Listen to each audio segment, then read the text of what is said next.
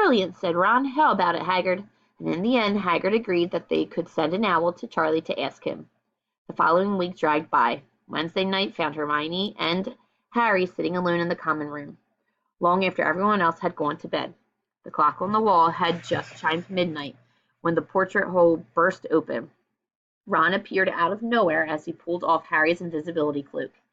He had been down at Haggard's hut, helping him feed Norbert, who was now eating dead rats by the crate. "It bit me," he said, showing them his hand, which was wrapped in a bloody handkerchief. "I'm not going to be able to hold a quill for a week. I tell you that dragon's the most horrible animal I've ever met." But the way Haggard goes on about it, you'd think it was a fluffy little bunny rabbit.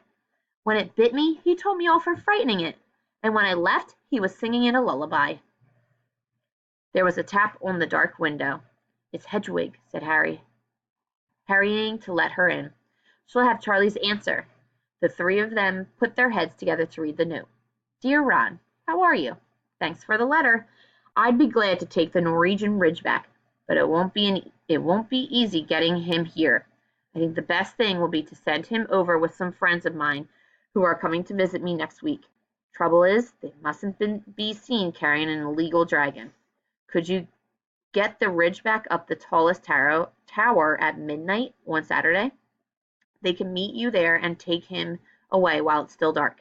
Send me an answer as soon as possible. Love, Charlie." They looked at one another. "We've got the invisibility cloak," said Harry. "It shouldn't be too difficult. I think the cloak's big enough to cover two of us and Norbert." It was a mark of how bad the last week had been that the other two agreed with him.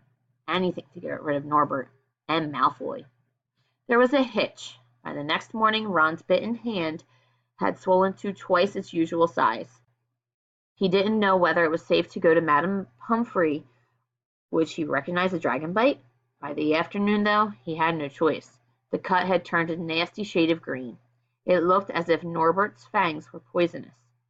Harry and Hermione rushed up to the hospital wing at the end of the day to find Ron in a terrible state in bed. "It's just not my hand," he whispered, "although that feels like it's about to fall off. Malfoy told Madame Pomfrey he wanted to borrow one of my books, so he could come and have a good laugh at me. He kept threatening to tell her what really bit me. I've told her it was a dog, but I don't think she believes me. I shouldn't have hit him at the Quidditch match. That's why he's doing this." Harry and Hermione tried to calm Ron down. "It'll be over at midnight on Saturday," said Hermione. But this didn't soothe Ron at all. On the contrary, he sat bolt upright and broke into a sweat. "Midnight on Saturday?" he said in a hoarse voice. "Oh no, oh no, I've just remembered. Charlie's letter was in that book Malfoy took. He's going to know we're getting rid of Norbert." Harry and Hermione didn't get a chance to answer. Madame Pomfrey came over at that moment and made them leave, saying Ron needed sleep.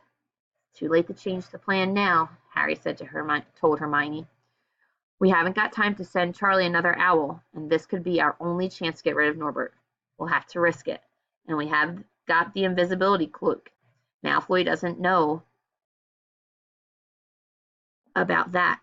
They found Fang, the boarhound, sitting outside with a bandaged tail when they went to tell Haggard, who opened a window to talk to them. "I won't let you in," he puffed. "Norbert's at a tricky stage. Nothing I can't handle." When they told him about Charlie's letter, his eyes filled with tears, although that might have been because Norbert had just bitten him on the leg. "It's all right. He only got my boot.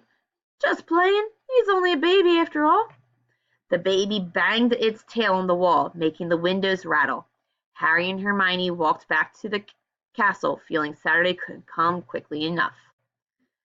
They would have felt sorry for Haggard when the time came for him to say goodbye to Norbert, if they hadn't been so worried about what they had to do. It was a very dark, cloudy night, and they were a bit late arriving at Haggard's hut, because they had to wait for Peeves to get out of their way in the entrance hall, where he'd been playing tennis against the wall. Haggard had Norbert packed and ready in a large crate. "He's got lots of rats and some brandy for the journey," said Haggard in a muffled voice, "and I've packed his teddy bear in case he gets lonely." From inside the crate riping noises that sounded to Harry as though the teddy was having his head torn off. "Bye-bye, Norbert," Haggard sobbed, as Harry and Hermione covered the crate with the invisibility cloak and stepped under it themselves. "Mummy will never forget you." How they managed to get the crate back up the castle, they never knew. Midnight ticked nearer as they heaved Norbert up the marble staircase, in the entrance hall, and along the dark corridors. Up another staircase, then another. Even one of Harry's shortcuts didn't make that work much easier. "Nearly there," Harry panted as they reached the corridor between the tallest tower.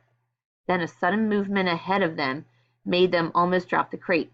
Forgetting they were already invisible, they shrank into the shadows, staring at the dark outlines of two people grappling with each other 10 feet away. A lamp flared. Professor McGonagall, in a tartan bathrobe and a hairnet, had Malfoy by the ear. "Detention!" she shouted, "and 20 points from Slytherin. Wandering around in the middle of the night, how dare you?"